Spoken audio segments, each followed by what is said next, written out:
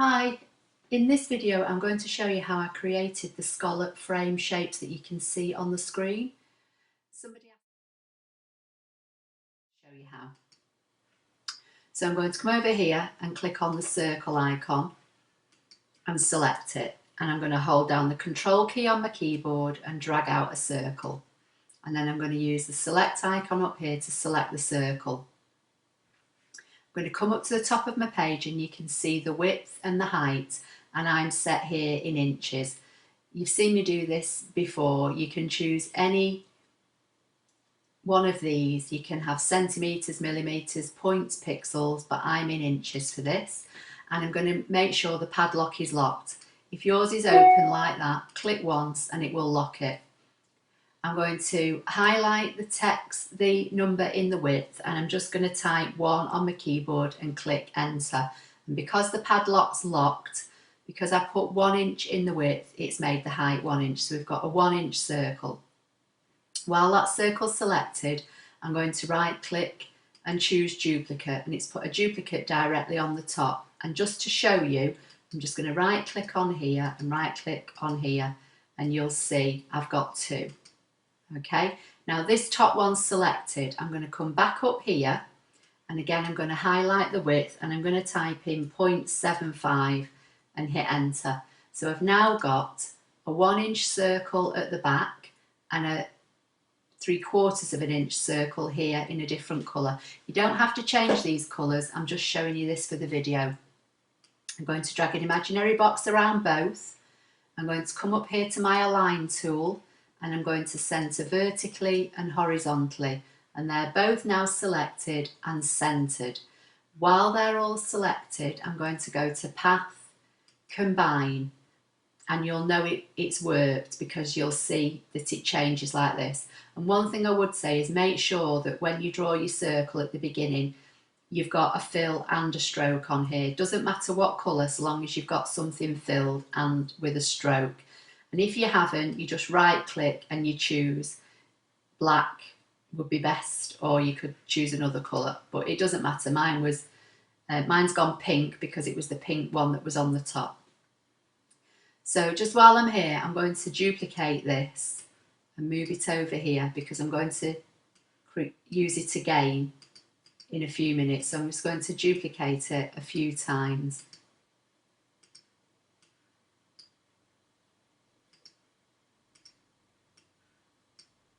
And I'll just do one more.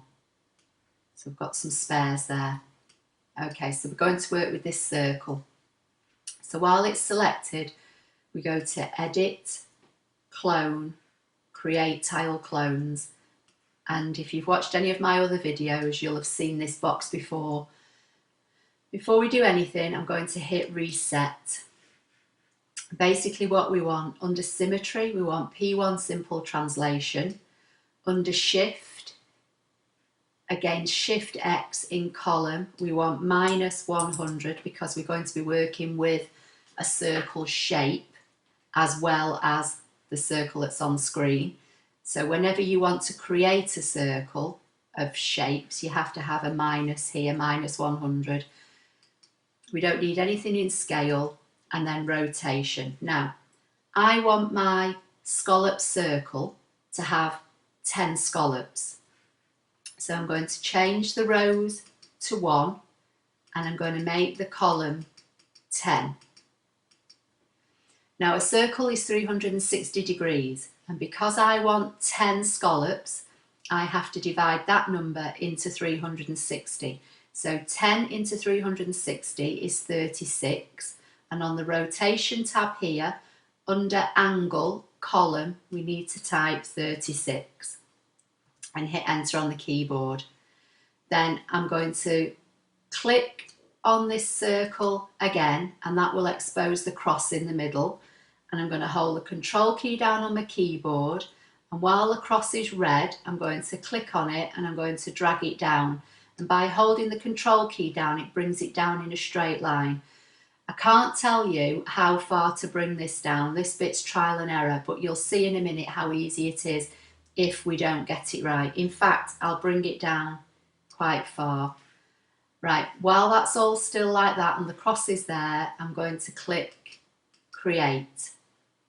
Now, that's given me a nice circle. The one that's selected is the clone, but that's not the look I want. So I'm going to come over here and I'm going to hover over this cross until it turns red, and I'm going to hold my control key down and I'm going to move it up a bit in a straight line. And then because that clone is still selected, we can still keep playing with these settings. So whatever you do, don't deselect this. I'm going to hit create again and this should come in further. It's still not quite what I'm looking for. So I'm going to hold the control key down and bring it in a bit more and click create. That's more like I was looking for. So they touch but not overlap. So while this clone's create is still selected, I'm going to hit delete on my keyboard. Okay, I'm going to drag an imaginary box around all of these and I'm just going to do object and group just for a minute because I want to align them. So they need to be grouped while I align them. I'm going to click on my circle icon again, hold the control key down and drag out a circle until I think it looks about the size that will fit in here. I'm going to select it.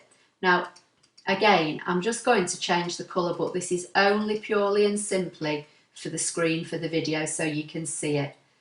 Now, that's not quite the look I want. I want more scallops, so I'm going to hold the control key down and shrink the circle down a little bit. And that's more like what I want. So I'm going to drag an imaginary box around both and using the align icon, I'm going to center vertically and horizontally. I'm going to click anywhere on the page to deselect. Now I can't weld these because these scallops are all still a group. So I'm going to click on the scallops and I'm going to click object ungroup, and you can see they've all got boxes around them now, so you know that they're all individual items and not a group. So I'm going to click on the page to deselect, drag an imaginary box around everything, so that's all the scallops and the circle, and I'm going to go to path union, and there is my first circle scallop. And if you go to view display outline, you'll see what it looks like. Might give you more of an idea of how it's going to cut. Okay, so basically this black line going all the way around the outside would cut, and then these little half circles would cut, and when they come away, that's what gives you the scallop effect like you see on screen. Okay, now I'm going to bring one of these circles in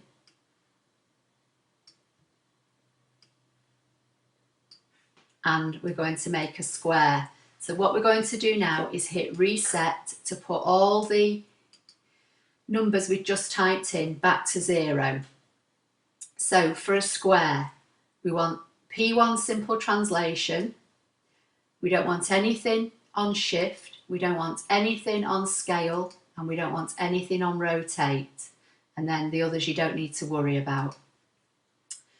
I'm going to make this a 6 by 6 square. So in rows, I'm going to increase the number to 6. And under the columns, I'm going to decrease that to 6 because that's still as it was before. I don't need to do anything with the cross in the middle this time. I'm going to click create. And that's what I was looking for. So while this clone is still selected, I'm going to hit delete on my keyboard. Now again, I'm going to drag an imaginary box around everything and I'm going to go to object and group. Just going to move that one out of the way for a minute and bring this up here. Okay, I'm going to click on the square. I'm going to hold my control key down and I'm going to roughly put my cross in the middle of this circle and drag out a square. I'm going to click the select icon, drag an imaginary box around both, go to my align icon again and center and horizontal.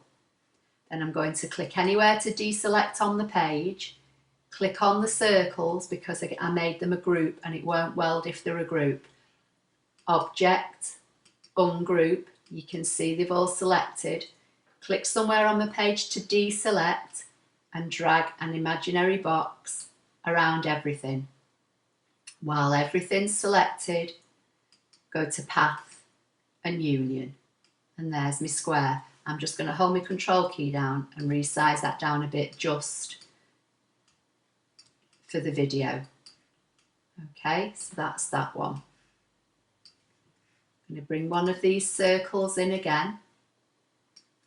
So what if we want to make a rectangle? So because we've just made a square, we know all our settings are all 0 in here, so we don't need to do anything. But if you're unsure, just click reset. That changes all the settings that are on these tabs, but it doesn't change the settings down here.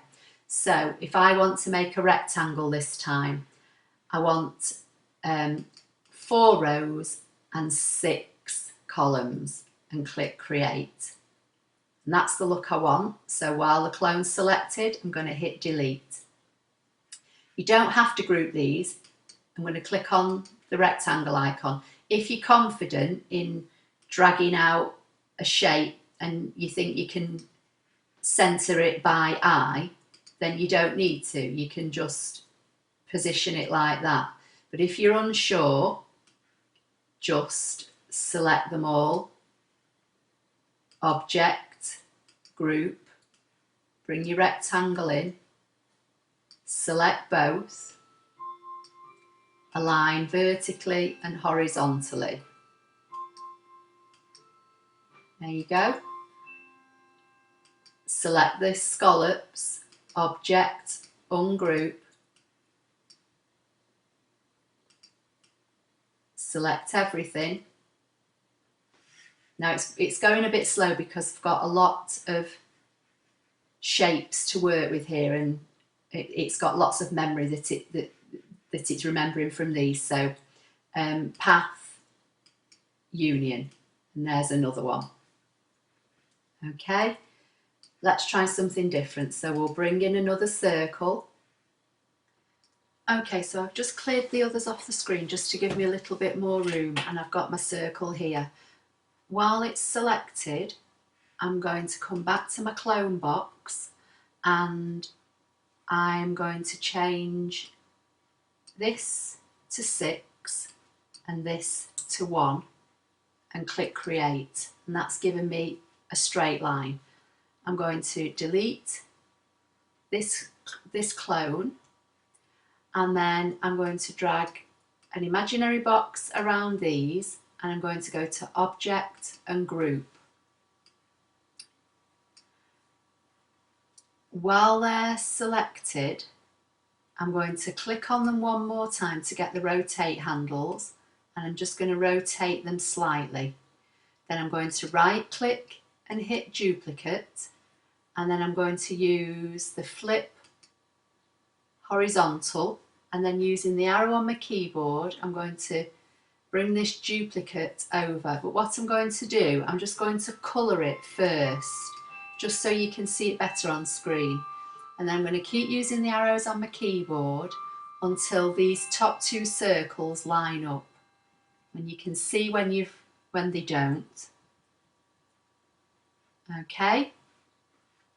Now while they're selected, I'm going to go to Object, Ungroup, and I'm going to click on this group and do Object, Ungroup.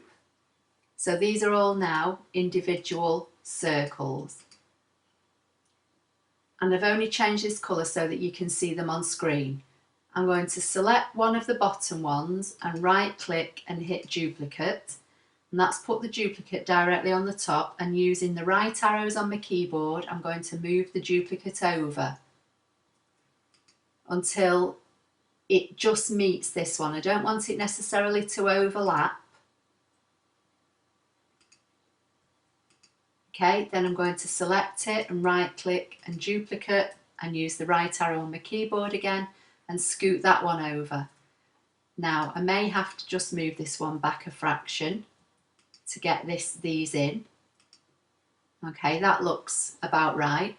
Then I'm going to come over here and click on the stars and polygon icon. I'm going to make sure I've got 3 corners up here, and I'm just going to drag out a triangle.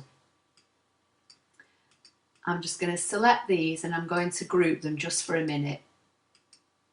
Okay, and I'm going to make the triangle a different colour, only so you can see it on the screen.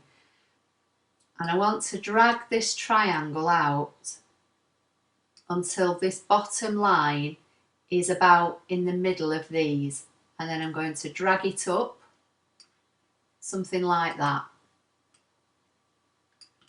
Okay, I'm going to select the scallops and go to Object, Ungroup, and then I'm going to select everything. So I've now got all the scallops and the triangle, and I'm going to go Path, Union, and that's now given me that shape. And if you look at it in outline mode, which is View, Display, down to Outline, that's what we get. So that looks okay. Okay, so that's fine. I'm going to close that window down now. So again, you can save this file as an SVG file and import it into Canvas, which will automatically convert it for you into an FCM file, and then you can load that into your ScanNCut and cut this. And the same with the shapes I created earlier. Just save that file as an SVG, import it into Canvas, and then put it on a USB stick and put it in your machine, and you can cut them. So I hope you found that helpful, and I hope it answered the question that was raised asking how to do these scallop shapes. Thank you.